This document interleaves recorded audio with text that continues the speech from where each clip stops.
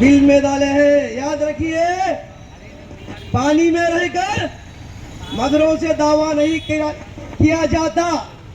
क्या है? पानी में रहकर मगरों से दावा नहीं किया जाता, मगर मच्छे। याद रखिए, यहाँ पे हमारी तादाद हमारे देश में कम नहीं है। एसटी, ओसी, बीसी, माइनॉरिटी, हम सब मिलकर यहाँ पर जम जाएंगे तो देश की चाबी हमारे हाथ में रहेगी। अमित शाह जी, आपने वो बोले हैं, वापस ले लीजिए, माफी चाहिए, वरना आपको भी जो है एक दिन कुर्सी से उतरना पड़ता है।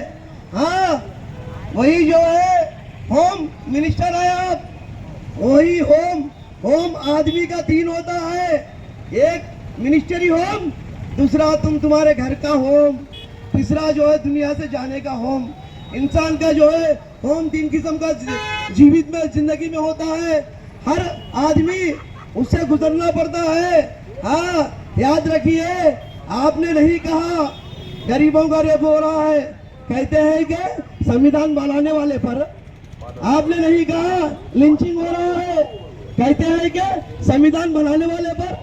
ये गलत कहा है आपने, ये अच्छी बात नहीं है। मैं बात को खत्म कर रहा हूँ। हमारे डीजीपी साहब को मैं दावत दे रहा हूँ बात करने के लिए।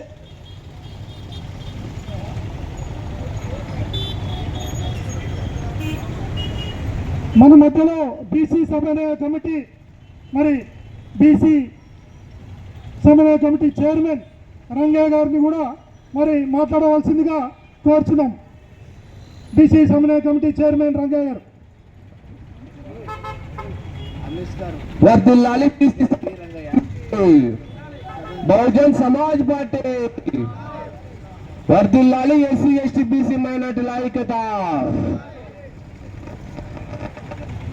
అమిత్ షా అంటే రాజీనామా చేయాలని కుల సంఘాలతో మొత్తం ధర్నా బీసీ సమన్వయ కర్నూలు జిల్లా చైర్మన్ కూడా ఇక్కడ కలిసి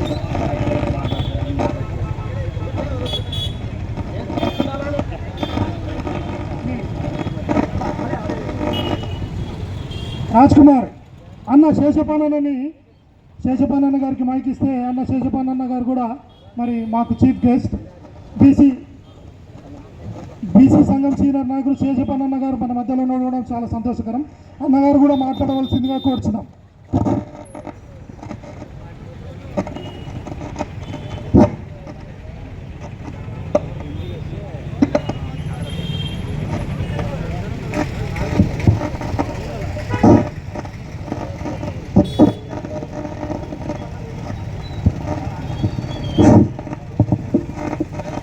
ఈరోజు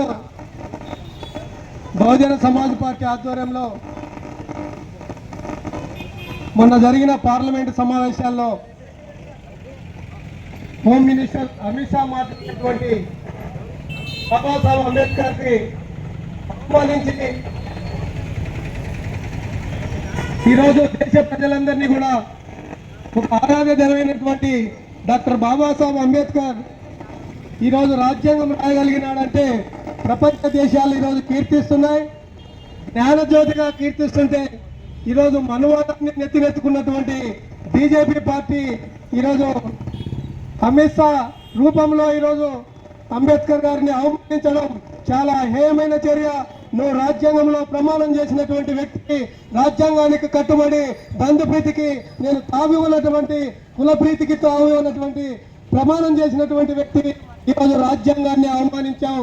ఈ రాజ్యాంగాన్ని అవమానించిన తర్వాత ఒక్క రోజు ఒక్క క్షణం కూడా నువ్వు రాజ్యాంగంలో కొనసాగడానికి వీల్లేదు. అందుకొరకే ఈరోజు బహుజనులము, బీసీ ఎస్సీ ఎస్టీ మైనార్టీలము, ఈ దేశ మూలవాసులము ఈ రాజ్యాంగంలో కొనసాగడానికి వీల్లేదు. వీటిని బర్తరఫ్ చేయాలని ఈరోజు మనం అందరం కూడా డిమాండ్ చేస్తున్నటువంటి పరిస్థితి ఉంది. ఇప్పటిదాకా వేరే అగ్రకుల పార్టీల్లో ఉంటూ అగ్రకుల పార్టీలను తప్పుదోవ పట్టించి ఈరోజు బీజేపీ రూపంలో మనువాదాన్ని అమలు చేయడానికి ముందుకొస్తున్నటువంటి ఈ బీజేపీ పార్టీకి బహుజనులంతా కూడా పెద్ద ఎత్తున ఈరోజు బుద్ధి చెప్పాల్సినటువంటి రోజులు ఆసన్నమైనవని తెలియజేసుకుంటూ ఈరోజు బహుజన సమాజమైనటువంటి ఈ కార్యక్రమాన్ని హెచ్చరిక రూపమే ఈరోజు అమిత్ షా వెంటనే బర్తాఫ్ చేయకపోతే రేపు వచ్చే ఎన్నికల్లో తగిన గుణపాఠం చెప్పడానికి బహుజనులందరూ కూడా సిద్ధం కావాలని ఈ సందర్భంగా తెలియజేసుకుంటున్నాం.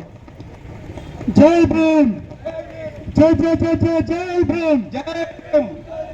మరి మన ముఖ్య అతిథిని జయపూర్ చంద్రశేఖర్ గారు ఈరోజు మన కర్నూలు మన మధ్యలో మరి వారిని సోదరంగా ఆహ్వానిస్తూ మరి ఈ సభను ఉద్దేశించి మరి వారిని మాట్లాడవలసిందిగా మరి కోరుచున్నాం సార్. కర్నూలు జిల్లా కమిటీ నుంచి జై భీమ్ సార్.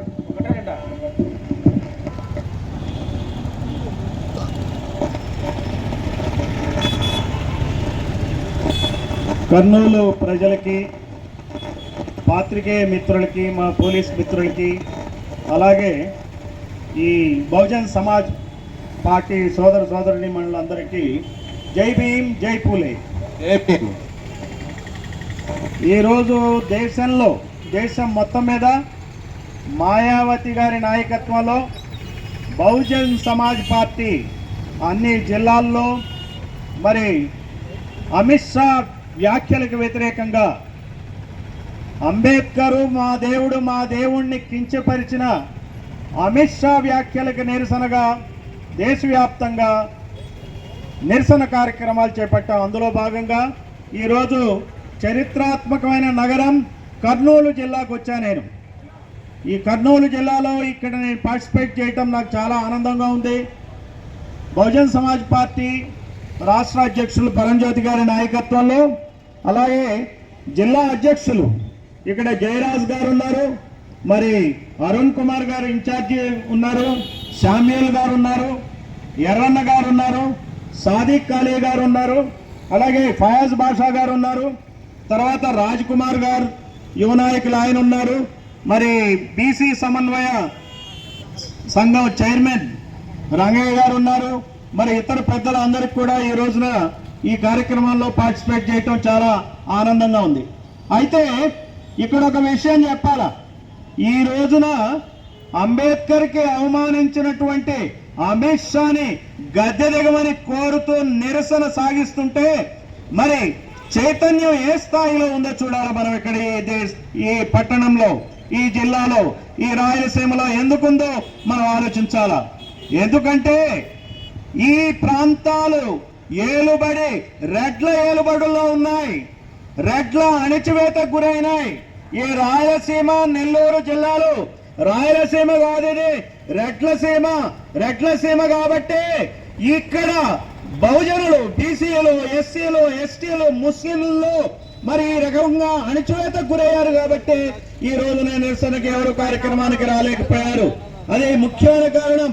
అదే కాదు, ఈ రెడ్ల పార్టీ ఏదైతే ఉందో జగన్మోహన్ రెడ్డి మరి ఎస్సీ ఓట్లను దండుకొని నా బీసీ, నా ఎస్సీ, నా ఎస్టీ, నా మైనారిటీలు అని చెప్పే జగన్మోహన్ రెడ్డి అమిత్ షాకి అంబేద్కర్ కు వ్యతిరేకంగా అమిత్ షా వ్యాఖ్యలు చేస్తే ఏం మాట్లాడలేని పరిస్థితిలో అక్కడ జగన్మోహన్ రెడ్డి అతని పార్టీ ఉంది. అలాగే చంద్రబాబు నాయుడు తెలుగుదేశం పార్టీ ఈ రోజున ఈ రాష్ట్రం వెళ్తున్నప్పటికి కూడా ఇంతవరకు ఈ అమిత్ షా వ్యాఖ్యల్ని ఖండించాల.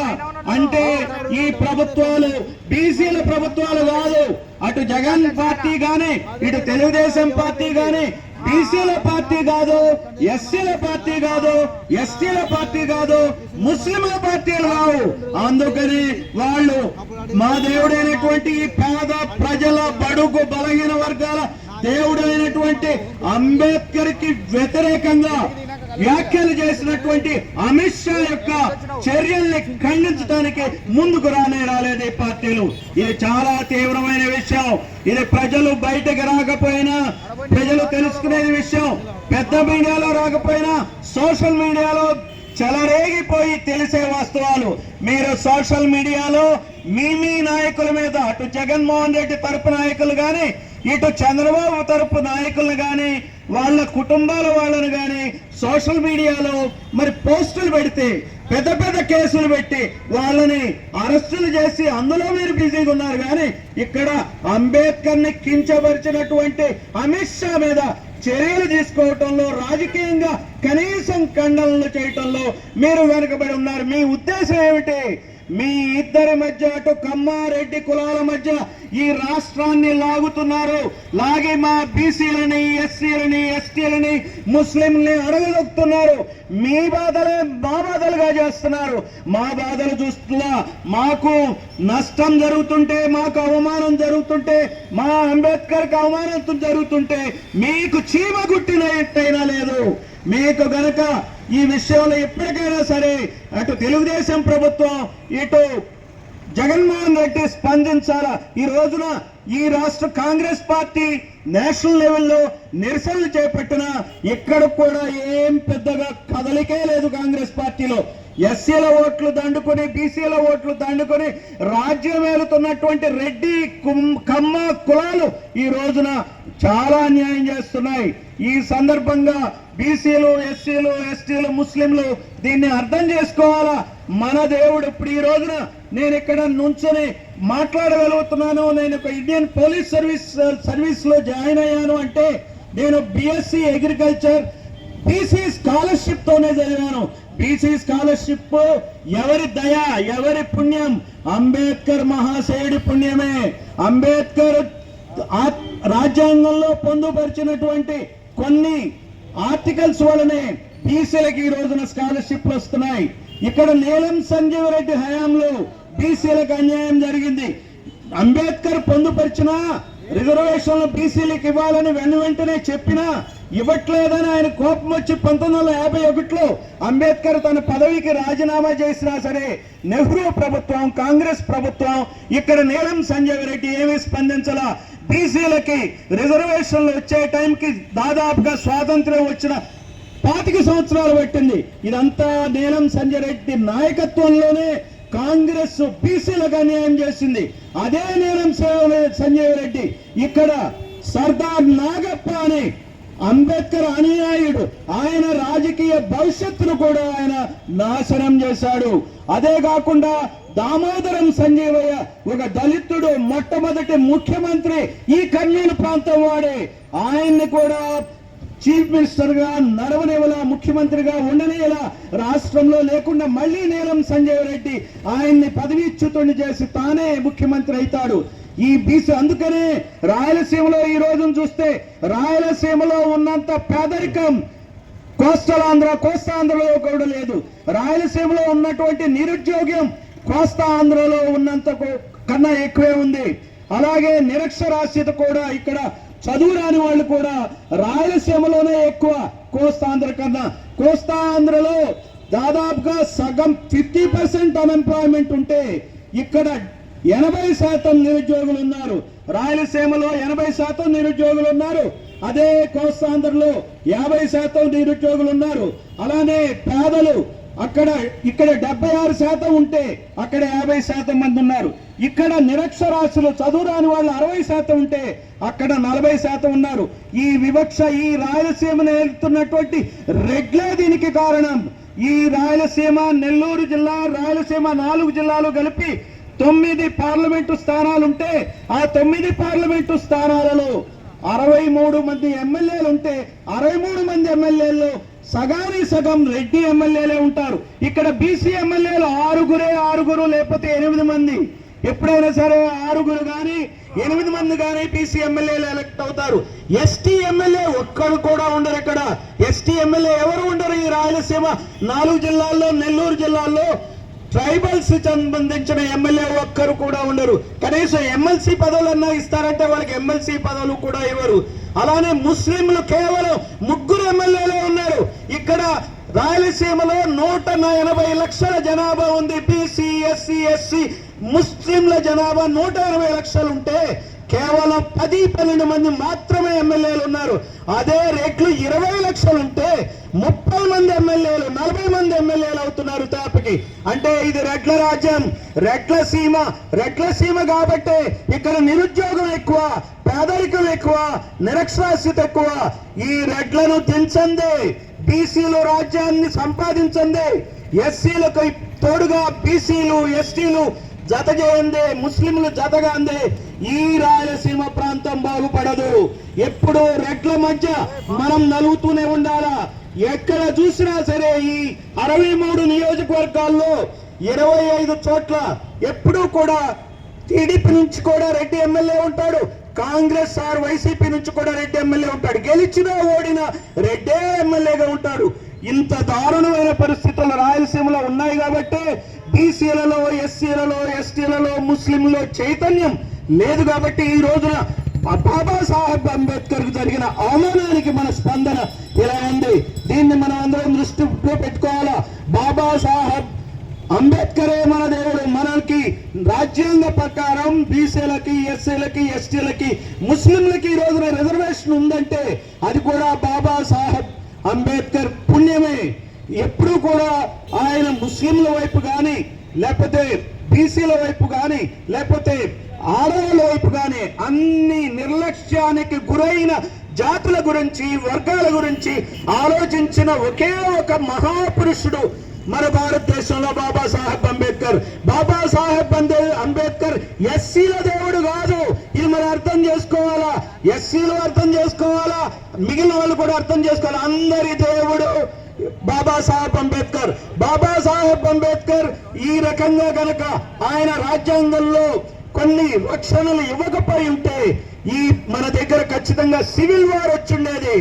ఈ జాతులకి, ఎస్సీ, ఎస్సీ, బీసీ మైనారిటీలకి కొన్ని రక్షణలు కనుక ఇవ్వకపోతే ఖచ్చితంగా గ్రామాల్లో అసంతృప్తి పెళ్ళుకి సివిల్ వార్ కు దారి తీసేది. ఇది ఎక్స్ పోలీస్ ఆఫీసర్ గా నేను మీకు చెప్పేటువంటి విషయం. అందువలన ఒకటే చెప్తున్నా, ఈ రోజున అంబేద్కర్ మార్గమే మనకు మిగిలింది. ఈ అంబేద్కర్ ని కించపరిచినటువంటి అమిత్ షా తక్షణం క్షమాపణ చెప్పాలి, రిజైన్ చేయాలి. చేయని పక్షంలో రాష్ట్రపతి ముర్ము గారు, ఆమె దళితులే, ఆమె ఎస్టీ మహిళే, ఆయన బర్తరఫ్ చేయాలని చెప్పి అంబేద్కర్ కు జరిగిన అవమానానికి నిష్కృతి కావాలని చెప్పి కోరుతూ, మరి ఈ సందర్భంగా మా పార్టీ తరఫున జిల్లా కలెక్టర్ కి ఈ మెమరాండం కూడా సమర్పిస్తామని చెప్తూ మీ అందరికీ ధన్యవాదాలు తెలియజేస్తూ సెలవు తీసుకున్నా. జై భీమ్, జై పూలే. మీకు ఒక చిన్న పాట వినిపిస్తా, వినండి.